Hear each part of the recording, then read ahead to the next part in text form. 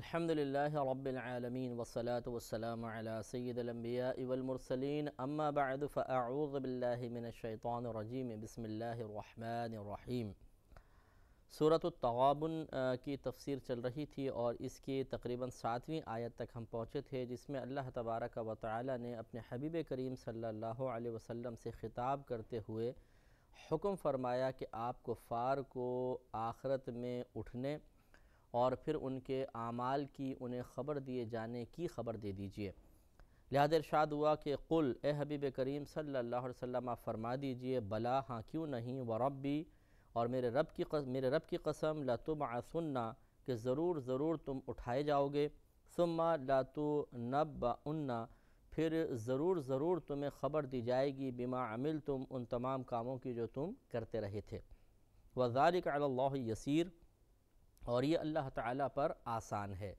یعنی اٹھانا یہ بھی بالکل آسان ہے، اور تمہارے اعمال کی خبر دینا یہ بھی بہت آسان ہے، کیونکہ وہ تمہارے تمام اعمال کو ملاحظہ فرما رہا ہے۔ ان اعمال کو ایک مقام پر تحریری شکل میں جمع کر دینا کہ اگر کرامن کاتبین کی تحریر کو اس کے ظاہری معنی پر رکھا جائے تو باقاعدہ کرامن کاتبین ہمارے اعمال کو لکھ رہے ہیں، اور یہ لکھا ہوا جو ہمارا تمام ایک سمجھیں رجسٹر ہے، یہ بروز قیامت اللہ تبارک و تعالی ہمارے ہاتھ میں دے گا، جس کو نامہ اعمال کہتے ہیں، اور ہمیں اپنے اعمال کو پڑھ کر خود سنانا ہوگا۔ اس طریقے سے اللہ تعالیٰ کی طرف سے ہمارے اعمال کی ہمیں خبر دے دی جائے گی۔ وہ اعمال جو شاید ہم کر کے بھول چکے ہیں، لیکن اللہ تبارک و تعالی بھولنے سے پاک و صاف ہے، وہ ان تمام اعمال کی ہمیں خبر دے گا، اور یہ اللہ تعالیٰ پر کوئی مشکل نہیں ہے، بالکل آسان ہے، اور اس کو مشکل سمجھنے والا انتہائی بے وقوف ہے، کیونکہ اگر وہ اس کی آسانی کو جاننا چاہتا ہے تو موجودہ کائنات کے نظام پر تفکر کر لے، وہ فوراً زبان سے کہے گا کہ بے شک جو ذات پاک اس پوری کائنات میں روزانہ تقسیم رزق فرما رہی ہے، لوگوں کو ملاحظہ فرما رہی ہے، ان کے اعمال کا حساب و کتاب رکھ رہی ہے، اس ذات کے لیے کیا مشکل ہے۔ اور جس طریقے سے چیزیں پیدا ہو رہی ہیں، بچے پیدا ہوتے ہیں، بچہ پیدا ہونے کا نظام آپ دیکھیے کہ ماں کے پیٹ میں جو 8-9 مہینے تک وہ غذا پاتا ہے، اور کس طرح خود بخود اس کے اعضاء اندر بنتے ہیں، یعنی اللہ کے حکم سے بنتے ہیں، اللہ تعالیٰ ہی ان کو بنواتا ہے یا بناتا ہے۔ لیکن ہمارے لیے تو ایسا ہی ہے کہ ایک آٹومیٹک فیکٹری ہے اندر، اور بچہ تیار ہو رہا ہے، تو جو رب کریم ایک پانی کی بوند سے اس طرح ایک خوبصورت بچہ بنا دیتا ہے، گوشت پوشت کا ہڈیوں والا بچہ بنا دیتا ہے، خوبصورت بچہ جس کی آنکھیں ہیں، ناک ہیں، ہونٹ ہیں، زبان ہیں، اور وہ پھر اس کے بعد جب دنیا میں آ جاتا ہے تو آہستہ آہستہ بڑھ کر ایک تناور درخت کی مثل مضبوط ہو جاتا ہے، تو اس رب کے لیے آخرت میں اٹھانا کون سا مشکل ہے۔ تو گویا کہ اللہ تبارک و تعالیٰ کی دنیا میں جو تخلیق ہے، اس پر اگر غور و تفکر کیا جائے، اور کائنات کو جو نظام چل رہا ہے اور جس انداز سے اللہ تعالیٰ اس نظام کو چلا رہا ہے، اگر اس کو بار بار ذہن میں لایا جائے تو آخرت میں اٹھایا جانا اور نامہ اعمال کا ہمارے سامنے پیش ہونا یہ کوئی مشکل محسوس نہیں ہوگا، یہ کام بہت ہی اللہ کے لیے بہت ہی آسان محسوس ہوگا۔ فآمنوا باللہ ورسولہ تو ایمان لاؤ اللہ تعالیٰ پر اور اس کے رسول پر، والنوری اور اس نور پر، الذی انزلنا وہ جو جسے ہم نے نازل فرمایا، یعنی قرآن عظیم۔ تو لہٰذا معلوم یہ ہوا کہ یہاں حکم ہے فآمنوا باللہ تو ایمان لاؤ اللہ تعالیٰ پر، ورسولہ اور اس کے رسول پر، والنور الذی انزلنا اور اس نور پر جس کو ہم نے نازل فرمایا۔ لہٰذا اس کے مخاطب پوری دنیا کے انسان ہیں، افراد ہیں، جنات ہیں، کیونکہ اللہ نے ارشاد فرمایا کہ وما خلقت الجن والانس الا لیعبدون کہ میں نے جنوں اور انسانوں کو فقط اپنی عبادت کے لیے پیدا فرمایا۔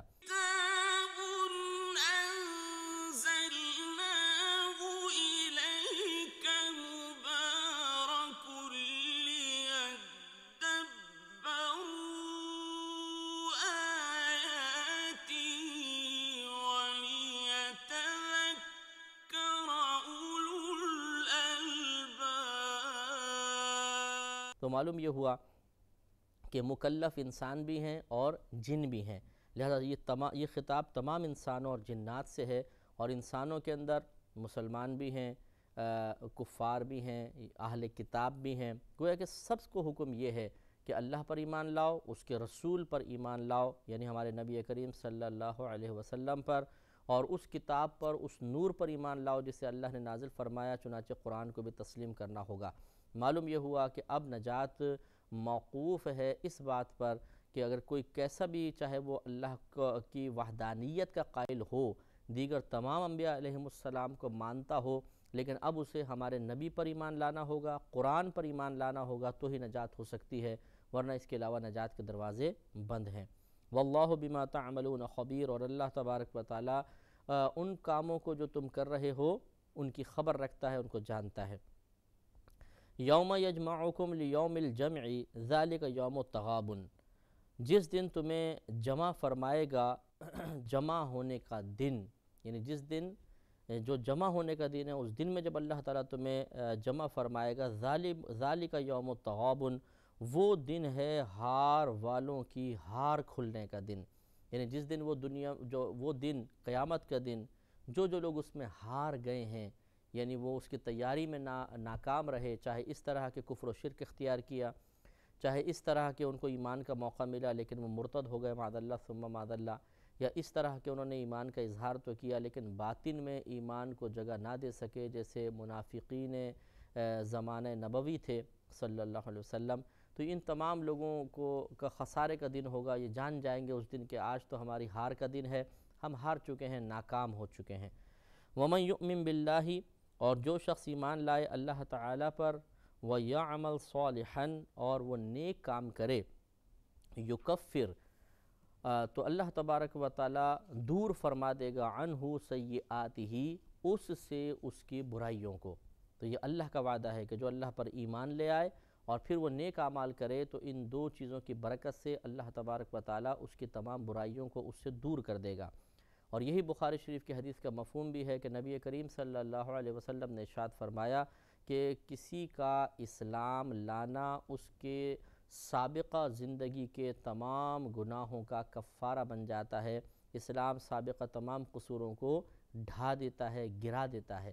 تو معلوم یہ ہوا کہ اگر کوئی غیر مسلم آج مسلمان بن جاتا ہے، مسلمان اسلام کو قبول کر لیتا ہے، تو اللہ تعالیٰ اس کی سابقہ زندگی کے تمام خطائیں بخش دے گا، ایک ایک صغیرہ کبیرہ گناہ بخشا جائے گا، وہ بالکل ایسا ہو جائے گا جیسے آج ہی اپنی ماں کے پیٹ سے پیدا ہوا اور اب نئے سرے سے سمجھ لیں وہ اپنی زندگی کا آغاز کرے گا، اور اللہ تبارک و تعالیٰ اس کو مزید انعامات سے بھی نوازے گا اگر وہ نیک عمل استقامت سے کرتا رہا۔ لہٰذا آگے ارشاد فرمایا کہ وَيُدْخِلْهُ جَنَّاتٍ تَجْرِي، اور داخل کرے گا اسے ایسے باغات میں کہ جاری ہیں من تحتها الانہار، اس کے نیچے سے نہریں، خالدین فیہا ابدا، وہ اس میں ہمیشہ رہیں گے۔ اللہ کا وعدہ ہے، ایک دفعہ ایمان لے آئیے، یا کوئی بھی شخص ایمان لے آئے اور اس پہ استقامت حاصل کرے، اس کے ایمان لانے کی صورت میں جو پریشانیاں اس کی طرف متوجہ ہوں، مردانہ وار ان کا مقابلہ کرتا رہے، نیک اعمال کا ارتکاب کرے، گناہوں سے اجتناب کی کوشش جاری رکھے، تو پھر اللہ تبارک و تعالیٰ اسے جب موت دے گا، اس کے بعد سے ہی اس کے لیے راحتوں کا سلسلہ شروع ہو جائے گا کہ قبر میں اس کی قبر انشاءاللہ جنت کے باغوں میں سے ایک باغ بن جائے گی۔ پھر جب میدان محشر میں اٹھے گا، عزت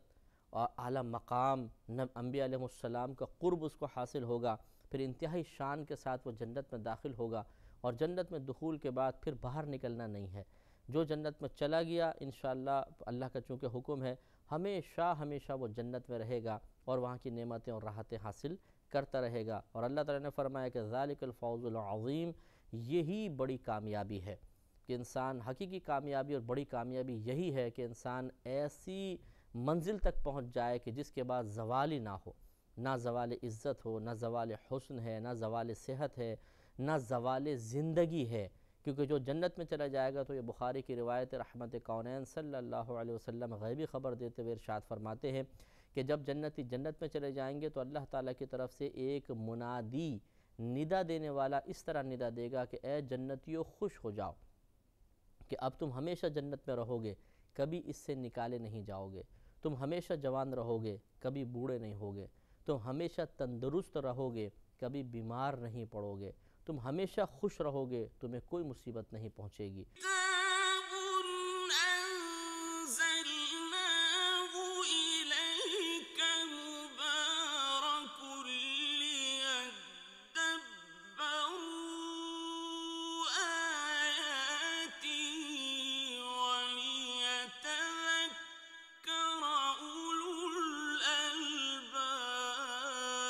خود سوچئے کہ جب اس قسم کی ندا آئے گی تو کس قدر خوشی ہوگی اس ایک ندا سے ہی، کیونکہ وہ منادی اپنے پاس سے نہیں کہہ رہا، وہ تو اللہ کا پیغام پہنچا رہا ہے، اور لا تبدیل لکلمات اللہ، اللہ کے کلمات بدلتے نہیں ہیں، لہٰذا اس وعدہ خداوندی کو سننے کے بعد انسان کو کتنی خوشی ملے گی کہ وہ ایک اضافی خوشی ہوگی، اور اس کے بعد پھر دائمی آرام، دائمی نعمتیں، دائمی آسائشیں۔ لہٰذا دنیا میں تھوڑا سا محنت کر لینا آخرت کی ان دائمی آسائشوں کا سبب بنے گا، ہمیں سوچنا چاہیے۔ والذین کفروا، اب یہ جیسے کہ آپ کو معلوم ہے کہ اسلوب قرآنیہ اکثر ایسے ہی نظر آتا ہے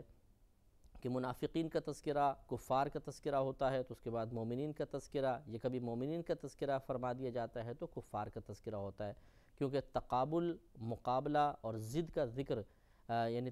متقابل کا ذکر کر دینا، کسی ضد کا ذکر کر دینا، اس سے بات اچھی سمجھ میں آتی ہے، معرفت بہت اچھی حاصل ہو جاتی ہے، لہٰذا ابھی مومنین کا تذکرہ فرمایا تو ساتھ ساتھ پھر کفار کا ذکر بھی فرمایا کہ والذین کفروا، اور وہ جو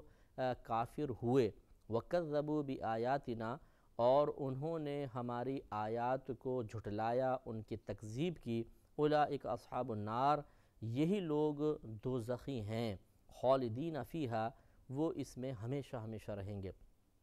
وَبِئْسَ الْمَصِيرُ، اور یہ کیا ہی برا انجام ہے، کیا ہی بری پلٹنے کی جگہ ہے۔ ما اصاب من مصیبت الا باذن اللہ، کہ جو بھی کوئی مصیبت تم تک پہنچتی ہے وہ اللہ تعالیٰ کے حکم سے ہے، یعنی جو بھی مصیبت ہمارے پاس آتی ہے وہ اللہ کے حکم سے ہے۔ قرآن پاک میں اللہ تبارک و تعالیٰ نے مصیبت کے آنے کے مختلف اسباب ذکر فرمائے، کہیں تو یہ فرمایا کہ ہم تمہیں ضرور آزمائیں گے، کچھ جانوں مالوں پھلوں کی کمی سے، کچھ خوف سے، کچھ ڈر سے، کچھ بھوک سے ہم تمہیں آزمائیں گے۔ کہیں یہ فرمایا کہ جو کچھ مصیبت تم تک پہنچتی ہے وہ تمہارے اعمال، شامت اعمال ہے، تمہارے اعمال کا نتیجہ ہے، اور کہیں اللہ نے فرمایا کہ اللہ کے حکم سے تم تک مصیبت پہنچتی ہے۔ تو مطلب یہ ہے، یہ تمام آیات اپنے مقام پہ ان میں کوئی تعارض نہیں ہے۔ کبھی تو ایسا ہوتا ہے کہ ہماری شامت اعمال کی بنا پر مصیبت ہماری طرف متوجہ ہوتی ہے، جیسے چور چوری کرنے جائے اور پکڑا جائے اور اس کو مارا پیٹا جائے، یہ اس کے لیے مصیبت ہے، تو اس مصیبت کو کوئی اللہ نے تو اس پہ مسلط نہیں کیا، حقیقتاً دیکھا جائے اس کی آزمائش کے لیے تو مقرر نہیں کیا، بلکہ خود اس نے اس مصیبت کو اپنے لیے دعوت دی ہے، تو اس کی شامت اعمال کا نتیجہ ہوا۔ اور کبھی ایسا ہوتا ہے کہ انسان کوئی ایسا عمل نہیں کرتا کہ جس سے کوئی مصیبت اس کی طرف متوجہ ہو، وہ نیک بھی ہے، پرہیزگار ہے، اچھا اعمال کر رہا، اچانک کوئی مصیبت آ گئی اس پر، ناگہانی آفت آ گئی، یہ اللہ کی طرف سے ہوتی ہے، بطور آزمائش ہوتی ہے، اس پہ صبر و تحمل کرنا چاہیے۔ تو ارشاد فرمایا کہ ما اصاب من مصیبت، نہیں پہنچتی ہے کوئی مصیبت الا باذن اللہ، مگر اللہ تبارک و تعالیٰ کے حکم سے۔ ومن یؤمن باللہ، اور جو اللہ تبارک و تعالیٰ پر ایمان لائے، یہدی قلبہ، تو اللہ تعالیٰ اس کے دل کو ہدایت عطا فرمائے گا، یعنی جو اللہ پہ ایمان لے آئے، صدق دل کے ساتھ، سچے دل کے ساتھ، تمام شرعی تقاضوں کو ملحوظ رکھتے ہوئے، پورا کرتے ہوئے، تو اللہ تعالیٰ اس کے دل کو پھر استقامت عطا فرما دیتا ہے، اور اس کا قلب کسی اور جانب مائل نہیں ہوتا ہے۔ واللہ بکل شیء علیم، اور اللہ تبارک و تعالیٰ ہر شے کو جاننے والا ہے۔ وَأَطِيعُوا اللَّهَ وَأَطِيعُوا الرَّسُولَ، اور اللہ تبارک و تعالیٰ کی اطاعت کرو اور اس کے رسول کی اطاعت کرو۔ اطاعت کا مطلب حکم مانو، کہنا مانو، جو اللہ نے فرمایا اس کو مانو، جو رسول ارشاد فرمایا اس کو مانو۔ صرف یہ بھی کہہ دینا کافی تھا کہ اللہ کا حکم مانو، لیکن ساتھ ساتھ رسول کا تذکرہ بھی فرمایا، تو یہ اشارہ ہے اس طرف کہ بعض احکام اللہ تبارک و تعالیٰ نے قرآن پاک میں بیان فرمائے، اور بعض احکام ایسے ہوں گے جو قرآن کے علاوہ آپ کو ملیں گے، وہ نبی کریم صلی اللہ علیہ وسلم کی طرف سے اللہ تعالیٰ کے حکم سے ہی ہیں، لیکن نبی کریم کی طرف سے وہ احکام ہم تک آئے، جن احکام کو حاصل کرنے کا وسیلہ اور ذریعہ، یا ان کی معرفت کا وسیلہ اور ذریعہ حدیث ہے۔ تو یہ حدیث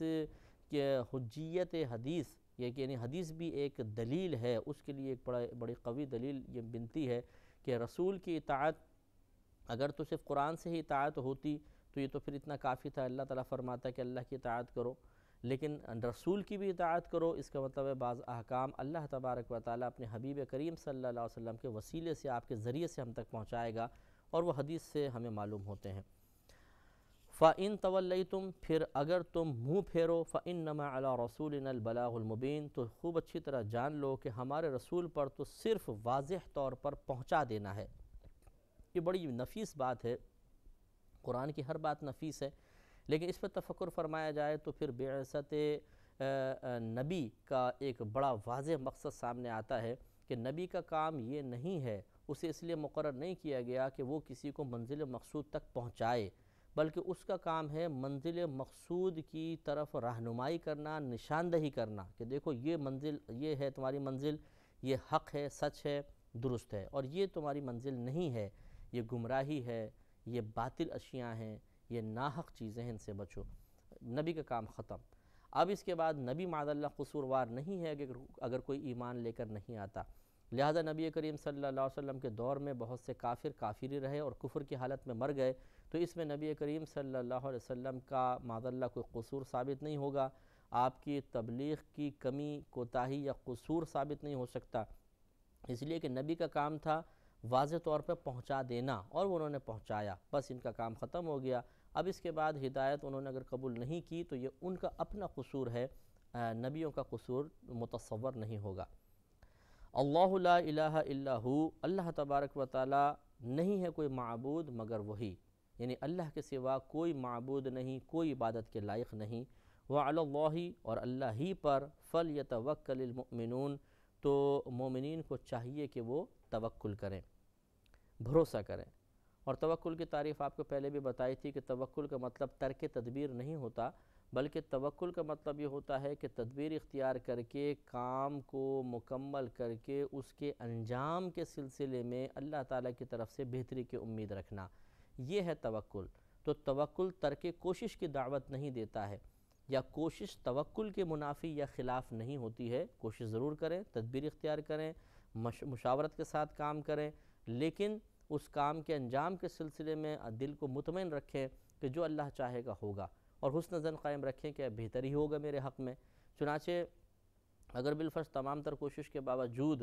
کام کا نتیجہ ہماری مرضی کے خلاف نکلا تو ہمیں پھر گھبرانا نہیں چاہیے کہ اتنی محنت کی اور یہ ہوا، ٹھیک ہے، اللہ تعالیٰ کی مشیت اور مرضی یہی ہے، اور اسی پر ہمارا توکل اور بھروسہ تھا۔ اگر اس نے اپنی حکمت سے ہماری توقع کے مطابق نتیجہ فراہم نہیں کیا تو یہ بات کوئی شکوہ شکایت کے قابل نہیں ہے۔ اللہ تعالیٰ کے ہم تابع ہیں، اللہ تعالیٰ کے اطاعت کرتے ہیں، ہماری پسند ناپسند اللہ تعالیٰ کی پسند کے تابع ہے، ناپسند جو چیز اللہ ناپسند کرتا ہے ہم اسے ناپسند کریں گے، تو یہ مقام اعتراض نہیں بلکہ یہ مقام سمجھ لیں امتحان کا ہے کہ ہم اللہ تعالیٰ کی مرضی کو